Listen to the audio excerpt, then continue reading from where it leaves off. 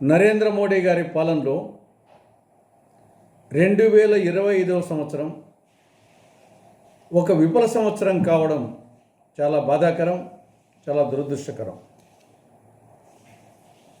అనేక రంగాలలో 2025లో నరేంద్ర మోడీ గారి ప్రభుత్వం వైఫల్యం చెందడం జరిగింది. ఒకటి, రూపాయి పతనం.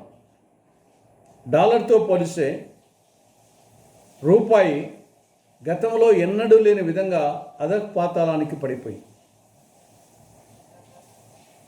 $1కు 91.04 రూపాయలు అధపాతాళానికి పడిపోయింది. గతంలో ఎప్పుడూ లేదు ఇంత పరిస్థితి. పర్యవసానంగా భారతీయ విద్యార్థులకు విదేశీ విద్య భారమైంది. మన దేశానికి దిగుమతుల మీద ఆర్థిక భారం పడింది. కాబట్టి ఆర్థిక పరిస్థితి చిన్నాభిన్నమైంది. ఇక రెండవది, బంగ్లాదేశ్లో హిందువులపై దాడులు. బంగ్లాదేశ్ మన పొరుగు దేశం, మన మిత్ర దేశం, మన వలన ఏర్పడినటువంటి దేశం. ప్రపంచంలో భారతదేశం, నేపాల్ తర్వాత హిందువులు ఎక్కువగా ఉండే దేశం. అటువంటి దేశంలో హిందువులపై దాడులు, ఇది ఊహించేదానికి కూడా వీలు కాదు. ఇక మూడవది, అమెరికాలో ఉండే భారత వలసదారుల పట్ల అమెరికా ప్రవర్తించిన తీరు. అనేక దేశాల వాళ్ళు వివిధ కారణాల రీత్యా బతుకుదెరువు కోసమనో ఏజెంట్ల మోసాలకి బలి అక్కడ అక్రమంగా వలసలు ఉంటున్నారు. వాళ్ళని తిరిగి పంపడంలో ఇబ్బంది ఏం లేదు. కానీ ఆ పంపించిన విధానం, అమెరికా ప్రభుత్వము అమెరికాలో ఉంటున్న భారత అక్రమ వలసదారులకు చేతులకు బేడీలు వేసి, కాళ్లకు సంకెళ్ళు వేసి, సైనిక విమానాల్లో 26 గంటల పాటు పశువుల కంటే హీనంగా అమెరికా నుండి భారతదేశానికి పంపించారు. కనీసం వరదపోతము నిరసన కూడా తెలియచేయలేదు, లేదా మన విమానాలు పంపించి మన వాళ్ళని తీసుకురాలేదు. అనేక చిన్న దేశాలు, కొలంబియా, మెక్సికో, ఆ దేశాలు నిరసన తెలిపాయి.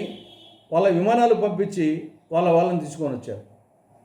కాబట్టి తీరని అవమానము భారతదేశానికి మోడీ పాలనలో. ఇటీవల ఇండిగో సంక్షోభం, ఏదో ఒక అర్ధగంట గంట అంటే అర్థం ఉంది.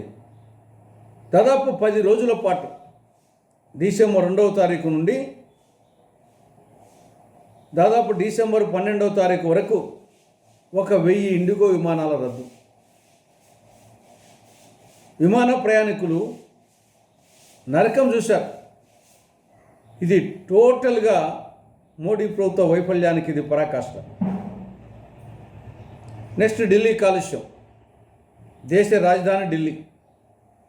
అటువంటి దేశ రాజధానిలో కాలుష్యం ఎక్కువైపోయి నివాసయోగ్యము కాని పరిస్థితికి పోయింది. ఇంతకంటే సిగ్గుచేటిన విషయం మరొకటి ఉండదు.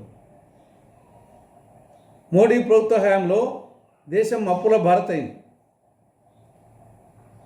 1947 నుంచి 2014 వరకు 67 సంవత్సరాలలో జవహర్లాల్ నెహ్రూ మొదలుకొని మన్మోహన్ సింగ్ వరకు 12 మంది ప్రధానుల కాలంలో చేసిన కేంద్ర ప్రభుత్వ అప్పు 40 లక్షల కోట్ల రూపాయలు అయితే, మోడీ ప్రభుత్వంలో ఈ 11 సంవత్సరాల్లో 140 లక్షల కోట్ల రూపాయలు అదనపు అప్పు చేయడం జరిగింది. దేశము అప్పుల భారత్ అయింది. తలసరి ఆదాయం ప్రపంచంలో 191 దేశాల్లో తలసరి ఆదాయాన్ని ఇంటర్నేషనల్ మానిటరీ ఫండ్ ప్రకటిస్తే అందులో భారతదేశపు ర్యాంకు 2025లో 144వ ర్యాంక్. $2,818 తలసరి ఆదాయం. ఇక సంతోష సూచికలో 144వ స్థానం, ఆకలి సూచికలో 116వ స్థానం. సుప్రీంకోర్టు చీఫ్ జస్టిస్గా ఉన్నటువంటి గవాయ్ మీద, ఒక దళితుడైన సుప్రీంకోర్టు చీఫ్ జస్టిస్ మీద సుప్రీంకోర్టులో తన సీటులో ఉండగా ఒక అడ్వకేటు బూటు విసిరారు. ఇది ఇంతవరకు చరిత్రలో ఎప్పుడు జరగలే. అది 2025లో జరిగింది. చివరికి జాతిపిత మహాత్మా గాంధీని కూడా అవమానపరచడం జరిగింది.